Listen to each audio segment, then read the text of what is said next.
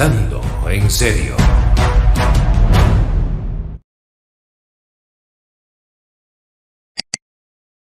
Desde hace mucho tiempo, desde hace demasiado tiempo, venimos haciendo trabajo sobre la Cámara de Cuentas. De hecho, uno de los trabajos que hicimos quizás hace 20 años, fuimos los primeros que dijimos que no era la Cámara de Cuentas, sino la Cámara de Cuentos. Podemos hacer varios programas de las denuncias que hacíamos de esta institución tan importante para el país, para fiscalizar, para controlar la corrupción, pero que lamentablemente siempre era un arma política. Veamos los grandes escándalos de la Cámara de Cuentas a través de los años. Todo eso a raíz del allanamiento de este lunes por parte del PETCA, porque entienden por fin que esto era una institución que gastaba dinero del Estado, se beneficiaba del Estado, pero no ayudaba al Estado. La Cámara de Cuentas es el organismo instituido por la Constitución con carácter principalmente técnico que tiene a su cargo el examen de las cuentas generales y particulares de la República, mediante auditorías externas, financieras, de gestión, estudios e investigaciones especiales a los organismos, entidades, personas físicas, jurídicas, públicas o privadas, como lo establece la Ley 1004. Cuando uno accedía a la página web de la Cámara de Cuentas en los años pasados, llamaba la atención algunos puntos, como, por ejemplo, la pequeña cantidad de auditorías que el organismo publicaba como realizadas, tomando en cuenta que las instituciones del Estado a ser auditadas eran unas 1.470, a las que había que agregar 32 partidos, movimientos políticos y 1.196 organizaciones sin fines de lucro que reciben fondos públicos, lo que sumaba unas 2.698 instituciones.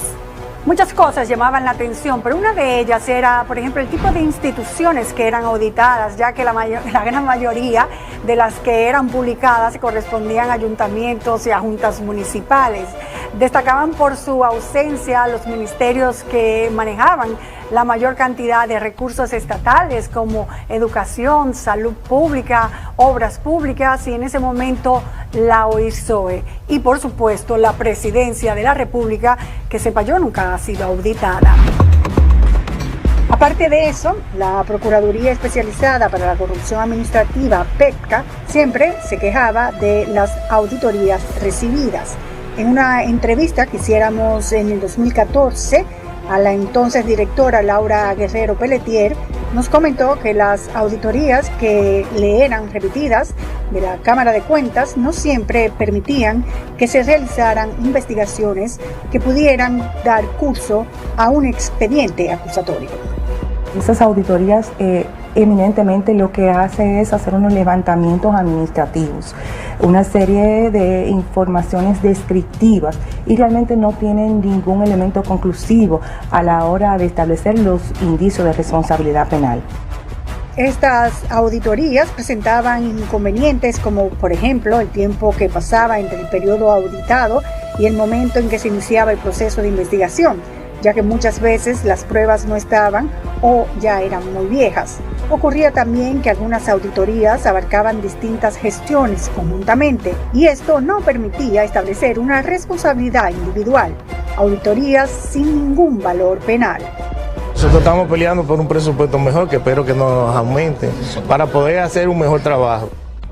La petición de más dinero no fue la solución, ya que ellos mismos se subían los sueldos de forma irregular en varias oportunidades y en varias gestiones.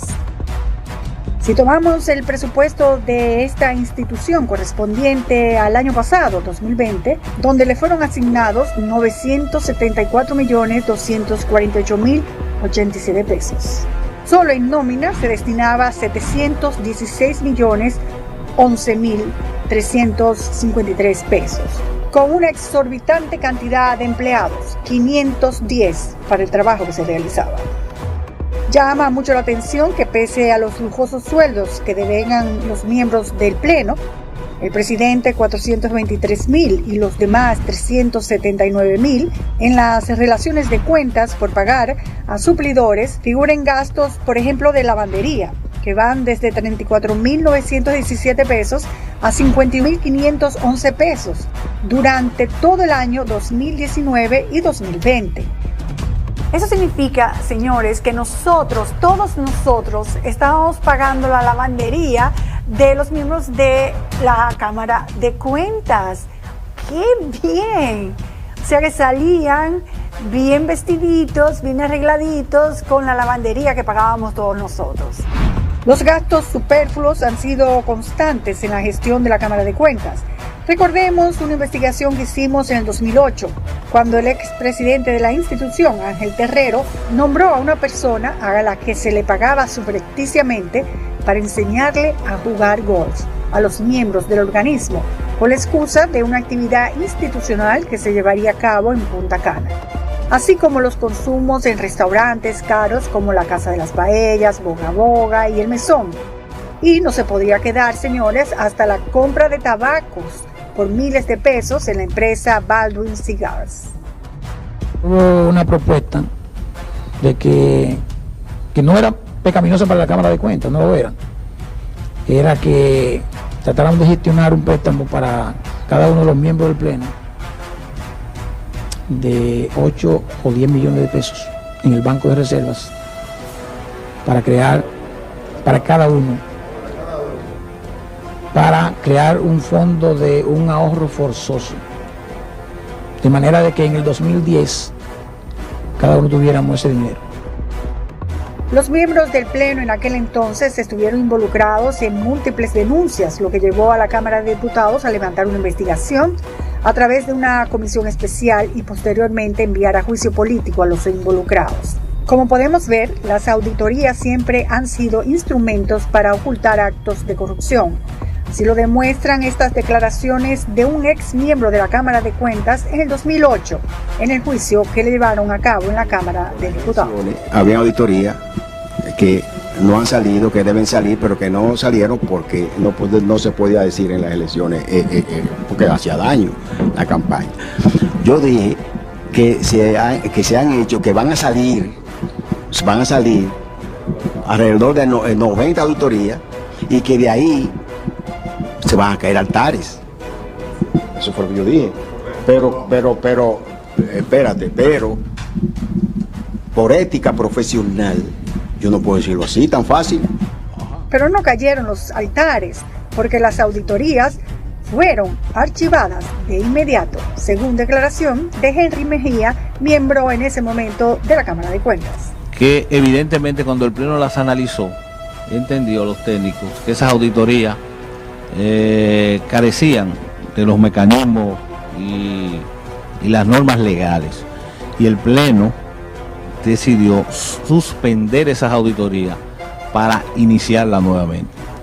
Evidentemente, y es una crítica que se le hizo al informe de la gestión anterior del 2006, evidentemente no había el tiempo suficiente para someter a esas instituciones. Y si pasamos a las declaraciones juradas, eso es ya otra historia. La deficiencia de la Cámara de Cuentas era más que notoria. Pero es cierto que usted no ha hecho sus declaraciones juradas. Hermano, pero tú tienes que respetar. Si atiende este tema, atiende este tema. ¿Qué primero? Mira, atiende este tema, ¿qué es más importante que esa vaina? Esa fue la respuesta airada del presidente de la Cámara de Diputados, Radamés Camacho, en 2018, dadas las presiones ejercidas por medios de comunicación ante la no presentación de su declaración jurada de bienes. Las declaraciones juradas parecen ser más que un documento para luchar por la transparencia, una competencia de quién enrostra más sus bienes, cayendo en un ranking de los funcionarios más millonarios. Nadie nunca fue investigado o sancionado por falsedad en la declaración jurada de bienes, aun cuando la ley creó un departamento fiscalizador solo para eso. Se llama Departamento de Evaluación y Fiscalización de la Cámara de Cuentas. Tiene actualmente 26 empleados, 9 auditores, 10 analistas, 2 auxiliares, una secretaria, 2 encargados, un asistente y un técnico de archivo. de los cuales apenas 1 es de la carrera administrativa, 24 son designados y 1 es de libre remoción. Llama la atención que una secretaria en ese departamento gana lo mismo que un auditor, 62.609 pesos, y que una asistente devengue 134.860 pesos mensuales, mucho más que un analista que apenas tiene un sueldo de 62.000. Este equipo de 26 personas nunca detectó irregularidades, al parecer. Por eso, declaraciones juradas de bienes como la de Kingsberly Taveras, que fuera ministra de la Juventud y actualmente está siendo investigada por el Ministerio Público, pasaban por alto. Estamos aquí porque la Cámara de Cuentas de la República Dominicana ha sido parte del problema y no de la solución. Ha sido cómplice de la corrupción y no defensora del erario. Ha actuado en contra de la democracia de la República Dominicana y no en su favor. Esa es la razón por la que el Ministerio Público, dentro de la investigación que lleva en contra de los miembros de la Cámara de Cuentas, ha hecho este allanamiento en el día de hoy. Mientras el presidente de la Cámara de Cuentas, quien no renunció aun cuando el presidente Abinader públicamente solicitó las renuncias de todos los miembros por entender que no realizaban su trabajo, espera que el Ministerio Público pueda aportar pruebas de lo que ha denunciado. El que alega un hecho de justicia tiene que probarlo, y yo no he visto las pruebas todavía. Vamos a esperar que presenten la acusación, y entonces cuando tengamos todos los juegos, porque una cosa es hacer declaraciones ante la opinión pública y otra cosa es presentar una acusación ante el juez. Son situaciones muy diferentes. Mientras tanto, nosotros tenemos lo que es la presunción de inocencia, que es un derecho constitucional.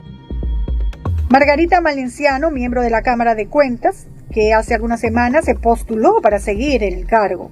Y cuando un diputado le preguntó que qué pasaba en la Cámara de Cuentas, dijo la verdad, o sea. La situación, ¿cuál es? Que desde el año 2018 en la Cámara se estaban dando una serie de situaciones de informe ya aprobado, que entonces querían volver para atrás a modificar ya resoluciones de algunas instituciones que estaban aprobados para presentarlo al PETCA, porque tenían indicios penales. Aunque el día del allanamiento el titular del PETCA no reveló cuáles instituciones y funcionarios fueron beneficiados con alteración de los informes financieros, días después declaró, según reseñas periodísticas, que entre esas auditorías maquilladas figura una realizada a las obras construidas por Odebrecht en 2002-2014.